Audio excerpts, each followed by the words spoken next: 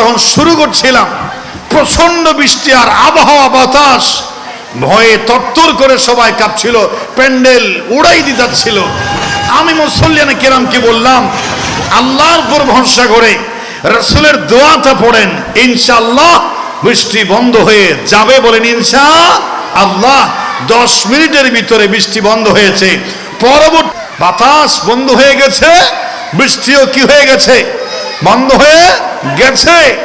আমি কয়েক বছর আগে, রমজানের একদিন আগে, বড় হাতিয়ায় আরিফ মাইকের বাড়িতে মাহফিল যখন শুরু করে, আমাদের আবার এবাদত শরফ আমি দেখেছি দোয়া করেছেন, বৃষ্টি বন্ধ হয়েছে, আলহামদুলিল্লাহ বলে। মাহফিল যখন শুরু করছিলাম, প্রচন্ড বৃষ্টি আর আবহাওয়া বাতাস, ভয়ে তরতর করে সবাই কাঁপছিল, প্যান্ডেল উড়াই দিয়ে যাচ্ছিল। আমি মুসল্লিয়ানে কেরামকে বললাম, আল্লাহর উপর ভরসা করে রাসূলের দোয়াটা পড়েন, ইনশাআল্লাহ বৃষ্টি বন্ধ হয়ে যাবে। বলেন ইনশাআল্লাহ। 10 মিনিটের ভিতরে বৃষ্টি বন্ধ হয়েছে। পরবর্তী বক্তাকে জবাব দেওয়া হয়েছিল যে আপনি আসবেন না, মাহফিলের অবস্থা ভয়াবহ, প্যান্ডেল ট্যান্ডেল উড়েলিদার গই।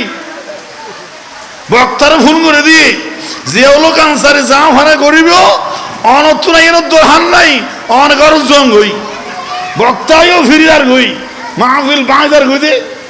10 মিনিট পরে আবার বক্তারা ফোন করে দে অন আবার ফিসা আঁকতে দিবেন, বৃষ্টি বন্ধ হয়ে রাসূলের দোয়ার বরকতে। সুবহানাল্লাহ। বক্তার নামও বলে ফেলি, বক্তা হলো আমার বন্ধু শরীয়তুল্লাহ জিহাদি। শরীয়তুল্লাহ জিহাদি উনি আবার বেক করেছেন।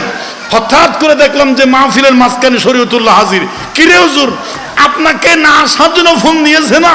বলে না, আমাকে আবহাওয়া সুন্দর বলে আবার ফোন দিয়েছে, আমি এসেছি, আলহামদুলিল্লাহ।